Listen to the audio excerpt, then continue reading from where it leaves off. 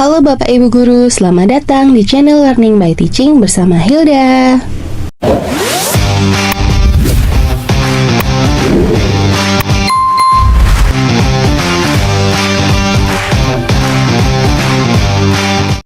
Sebenarnya, siapa sih yang disebut dengan guru? Mungkin banyak menyebut guru adalah sebagai orang yang mengajar pelajaran di sekolah, atau bahkan seseorang yang memberikan pelajaran di luar sekolah pun bisa disebut dengan guru. Ada sebuah ungkapan, it takes a village to raise a child, atau dalam bahasa Indonesia, dibutuhkan seluruh desa untuk mendidik seorang anak. Dalam demokrasi partisipatif, kalimat ini merujuk pada pengertian bahwa setiap orang sebenarnya memiliki peran dalam proses pendidikan, bukan hanya guru formal di sekolah. Akan tetapi, dalam buku Education for Values, Moral, Ethics, and Citizenship in Contemporary Teaching, guru didefinisikan sebagai setiap orang yang mempunyai hubungan atau ikatan dengan negara atau pemilik sekolah di sektor swasta dan atau klien yang menjadi objek utama untuk memberikan instruksi pengajaran. Dengan definisi ini, maka orang tua yang tidak menerima upah untuk mengajar anak-anak mereka tidak termasuk di dalam kategori guru.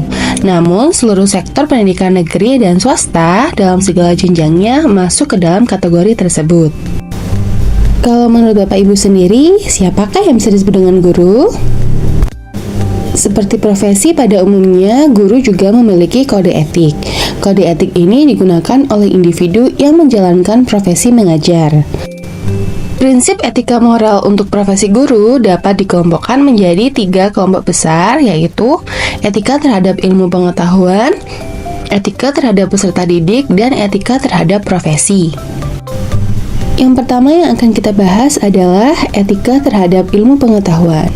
Setidaknya ada 3 nilai utama yang perlu kita pegang teguh dalam beretika terhadap ilmu, yaitu integritas intelektual, integritas kejuruan, dan keberanian moral. Mari kita bahas satu-satu ya. Yang pertama yaitu integritas intelektual atau intellectual integrity. Integritas intelektual berarti bahwa seorang guru harus menghormati ilmu pengetahuan apa adanya. Kita sadar bahwa setiap bidang ilmu punya cara tersendiri dalam mencari kebenaran. Ada yang berbasis eksperimen, ada yang menggunakan logika, dan ada pula yang bersandar pada observasi sosial. Karena itu, sebagai guru, tugas kita bukan sekedar menghafal isi buku, tapi juga memahami bagaimana ilmu itu dapat diperoleh, bagaimana proses berpikirnya, cara menguji kebenarannya, dan bagaimana perkembangan pengetahuan dari waktu ke waktu. Guru yang memiliki integritas intelektual tidak akan asal mengklaim bahwa ini benar atau ini salah tanpa tahu dasar ilmiahnya. Guru juga akan terbuka terhadap pertanyaan dan keraguan dari peserta didik karena guru sadar bahwa ilmu itu selalu berkembang dan bersifat terbuka untuk diuji.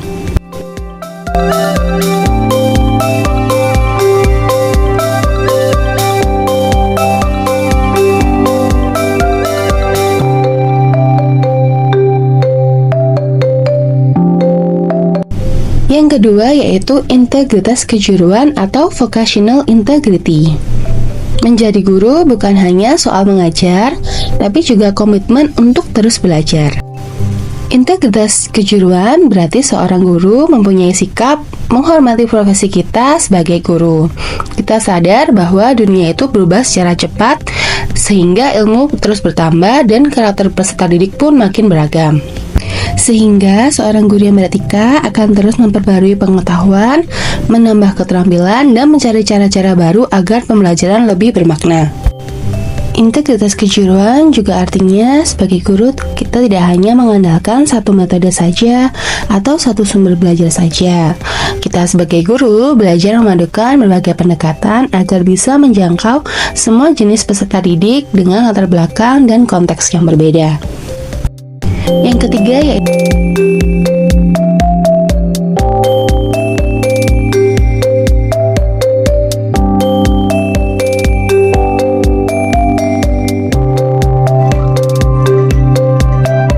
ketiga yaitu keberanian moral atau moral courage.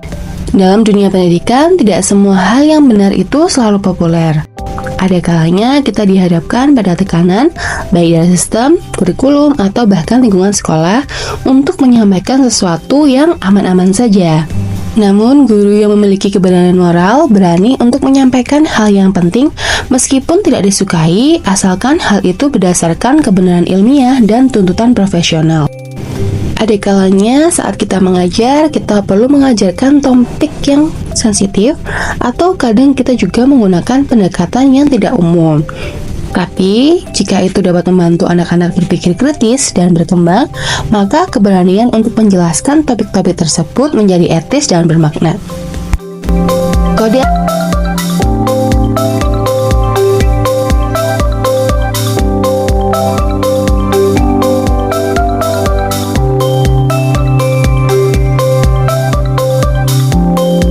Kode etik selanjutnya yaitu kode etik terhadap peserta didik. Dalam hal ini, ada 4 prinsip etika utama yang perlu kita pegang dalam memperlakukan peserta didik, yaitu altruisme, tidak berpihak, wawasan kemanusiaan, dan tanggung jawab terhadap pengaruh yang kita berikan. Mendahulukan kepentingan peserta didik atau altruisme. Bapak Ibu guru, apakah pernah familiar dengan istilah ini? Sebagai guru, kita sering dihadapkan pada pilihan mau nyaman sendiri atau berjuang lebih keras demi kebutuhan siswa ya. Etika mengajarkan bahwa guru yang baik menempatkan kepentingan peserta didik atas kepentingan pribadinya. Artinya, kita berusaha memahami kebutuhan mereka, mendukung pertumbuhan harga diri mereka, dan menyadarkan bahwa pendidikan itu proses dua arah, bukan hanya guru yang aktif, tapi juga peserta didik yang berkontribusi dalam pembelajaran. Selanjutnya,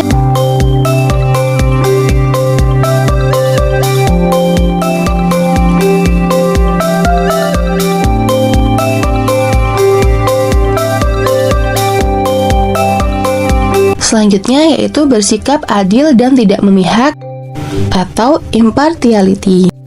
Di dalam kelas, kita sering menghadapi siswa dari berbagai latar belakang, dari yang paling aktif, dari yang pendiam, yang ekstrovert, introvert, dari yang menonjol secara akademik, sampai yang butuh perhatian khusus. Etika profesional mengajarkan bahwa seorang guru harus menghindari sikap pilih kasih. Kita perlu menjaga keadilan, memastikan tidak ada siswa yang dirugikan, diremehkan, atau bahkan dijadikan sebagai anak emas.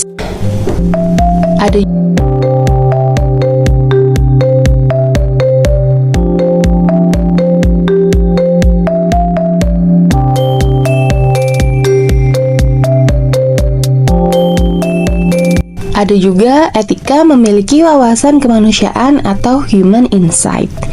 Guru bukan hanya mengajar otak, tapi juga menyentuh hati.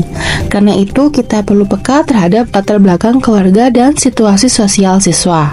Etika ini menuntut kita menghindari stereotip terhadap murid, tidak terburu-buru menghakimi, dan tetap memberikan kesempatan pendidikan yang setara bagi semua.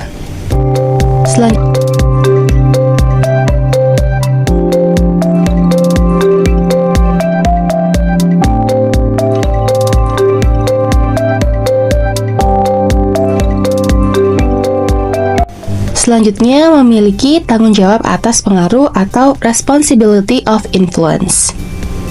Kita harus sadar bahwa apa yang kita katakan dan lakukan di dalam kelas akan selalu diingat oleh anak-anak untuk waktu yang lama, bahkan bisa membentuk cara mereka memandang dunia.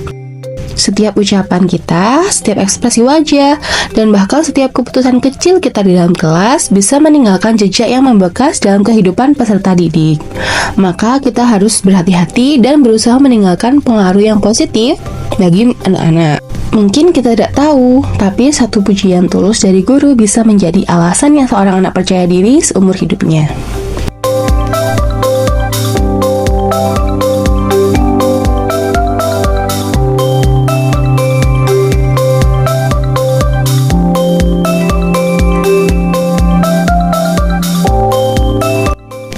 Nah, yang terakhir kita akan membahas kode etik terhadap profesi. Dalam menjalankan profesi guru dengan etis, ada 4 nilai penting yang perlu kita junjung tinggi, yaitu kerendahan hati, kolegialitas, kemitraan, dan tanggung jawab profesional. Yang pertama yaitu kerendahan hati atau humility. Menjadi guru bukan berarti tahu segalanya. Justru guru yang hebat adalah guru yang berani mengakui bahwa ia pun bisa salah. Kerendahan hati dalam profesi artinya kita mau terus belajar, mau mendengarkan peserta didik, rekan kerja, dan bahkan kritikan dari luar. Kita sebagai guru mengetahui bahwa pengetahuan itu selalu berkembang dan bahwa menerima kekurangan bukan kelemahan, melainkan kekuatan moral. Misalnya saja seorang guru mengatakan, "Wah, saya belum tahu tuh mengenai ini, mari kita cari tahu bersama." Kalimat seperti ini bukan menjatuhkan wibawa guru, tapi justru menguatkan kepercayaan peserta didik terhadap integritas kita.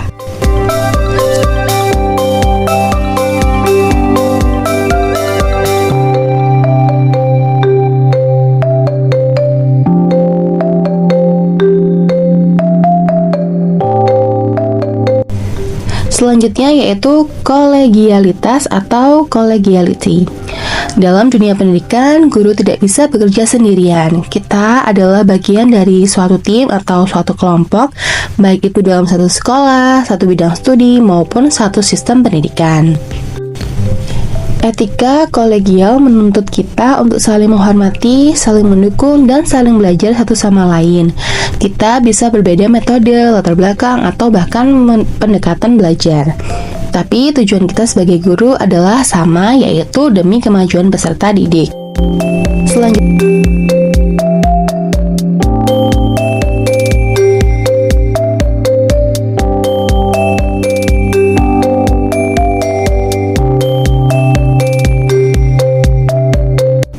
Selanjutnya yaitu kemitraan atau partnership.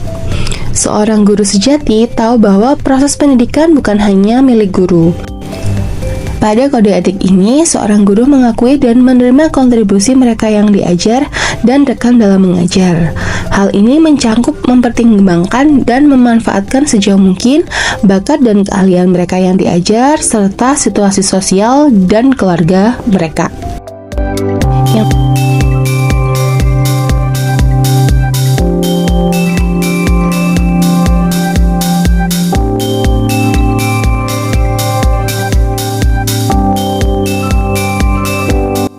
Yang terakhir yaitu tanggung jawab dan aspirasi profesional.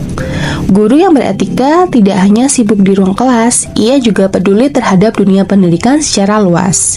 Seorang guru harus berani menyuarakan pendapat tentang kebijakan yang berdampak pada proses belajar mengajar. Guru bisa menyampaikan aspirasi mereka melalui kegiatan menulis, berdiskusi, berbicara di forum, atau bahkan sekedar menyampaikan kritik yang membangun kepada pemangku kebijakan. Nah,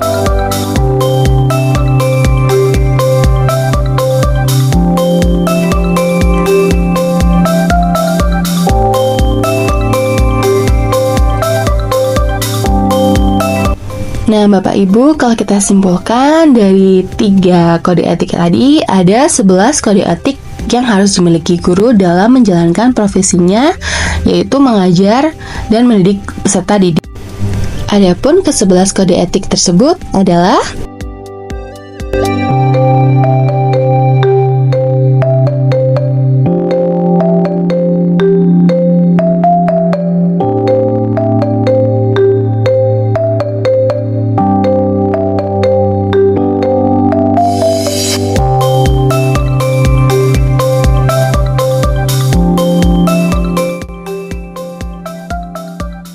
Bapak Ibu sudah paham kan dengan kode etik kita sebagai guru?